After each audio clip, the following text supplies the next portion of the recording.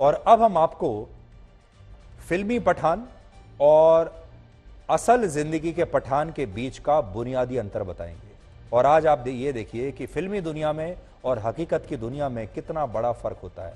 आप जब फिल्मी दुनिया के पठान को देखते हैं, जैसा कि आजकल पठान फिल्म बड़ी चर्चा में है, तो ये पठान किसी नायक जैसा नजर आता है, बहुत फैशनेबल है, 6 पैक एब्स हैं, उसकी गर्लफ्रेंड भी होती है और वो आधुनिक विचारों वाला व्यक्ति है। ये फिल्मों का पठान है। लेकिन रियल लाइफ में अफगानिस्तान में तालिबानी पठान कैसे कट्टरपंथी सोच के तहत महिलाओं को बुर्के में रहने के लिए मजबूर करते हैं और कैसे उनकी शिक्षा पर भी पूरी पाबंदी लगा देते हैं, उसका उदाहरण आज अफगानिस्तान से आपको दिखाते हैं। अब दूसरा पठान देखिए अफगानिस्तान का। ये तो आपने देख लिया अपनी स्क्रीन पर। अफगानिस्तान में पश्तून तालिबानी यानी पठानों ने अब महिलाओं की उच्च शिक्षा पर अनिश्चित काल के लिए प्रतिबंध लगा दिया है और इस फैसले को सख्ती से लागू करने के लिए सभी यूनिवर्सिटीज को कहा गया है। इस मामले में तालिबान के उच्च शिक्षा मंत्री ने अफगानिस्तान की सभी सरकारी और प्राइवेट यूनिवर्सिटीज को एक पत्र लिखा और लिखा कि वो अब अफगानिस्तान की किसी भी महिला को अपने कॉलेज में दाखिला नहीं दे सकते और अगर कोई विश्वविद्यालय इस फैसले का विरोध करता है तो उस पर कड़ी कार्रवाई की जाएगी। और वहां अफगानिस्तान में हालात ऐसे हैं, वहां किसी कॉलेज, स्कूल या यूनिवर्सिटी की इतनी हिम्मत हो ही नहीं सकती कि वो सरकारी फरमान के खिलाफ चला जाए। अफगानिस्तान की तालिबान सरकार ने यह फैसला तब लिया जब इसी साल वहां लड़कियों की सेकेंडरी एजुकेशन पर भी पूरी तरह पाबंदी लगा दी गई थी। सेकेंडरी एजुकेशन का मतलब है अफगानिस्तान में अब लड़कियां स्कूल में 6ठी कक्षा तक तो पढ़ सकती हैं, लेकिन 6ठी कक्षा के बाद आगे पढ़ने की इजाजत नहीं है। आप हैरान हो जाएंगे जानकर कि इस समय अफगानिस्तान पूरी दुनिया का इकलौता देश है जहां लड़कियों की सेकेंडरी एजुकेशन पर बैन लगा हुआ है। अब वहां लड़कियों की उच्च शिक्षा पर भी रोक लग गई है। सीधा मतलब इसका यह है कि अफगानिस्तान की लाखों लड़कियां अब 6ठी कक्षा के बाद किसी भी तरह की शिक्षा हासिल नहीं कर पाएंगी। अफगानिस्तान की कुल आबादी 4 करोड़ 20 लाख है, जिनमें 48% यानी लगभग 2 करोड़ महिलाएं हैं और इस समय तालिबान की सरकार ने इन महिलाओं की जिंदगी नर्क से भी बदतर बना दी है।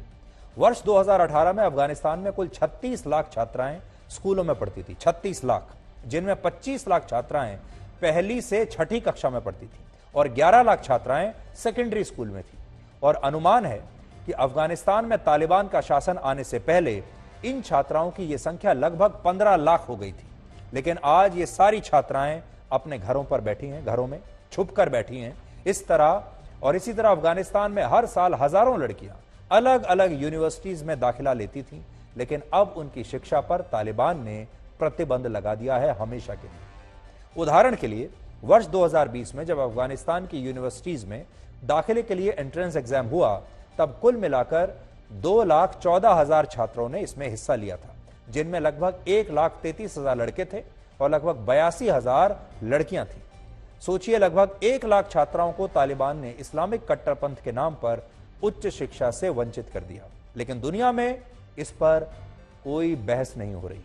हैरानी की बात यह है कि तालिबान की सरकार ने 3 महीने पहले लड़कियों को यूनिवर्सिटीज में दाखिले के लिए एंट्रेंस एग्जाम देने की इजाजत दे दी थी और तब हजारों लड़कियां इस परीक्षा में बैठी भी। लेकिन जब परीक्षा के नतीजे आए तो पहली बार ऐसा हुआ जब टॉप 10 छात्रों में एक भी छात्रा का नाम नहीं था, लड़की का नाम नहीं था। और यह सब शायद एक षड्यंत्र के तहत किया गया। सबसे बड़ा मजाक यह है कि तालिबान पहले ही अफगानिस्तान की सभी 39 सरकारी और 128 प्राइवेट यूनिवर्सिटीज में महिलाओं के कई विषयों की पढ़ाई करने पर पाबंदी लगा चुका था।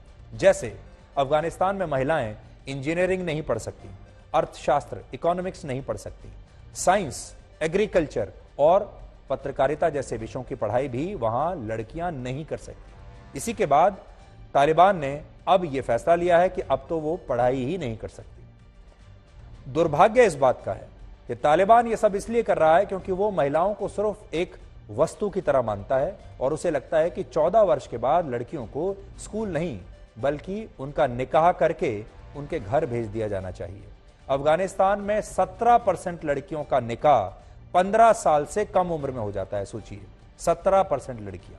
शायद इसी आंकड़े को बढ़ाने के लिए तालिबान ने वहां यह फरमान लागू कर दिया जिससे लड़कियां 12 वर्ष की उम्र के बाद स्कूल में जाकर पढ़ नहीं पाएंगी और उनकी शादियां यानी उनका निकाह कर दिया जाए और उन्हें घरों में बुर्के के अंदर कैद करके रखा जाए।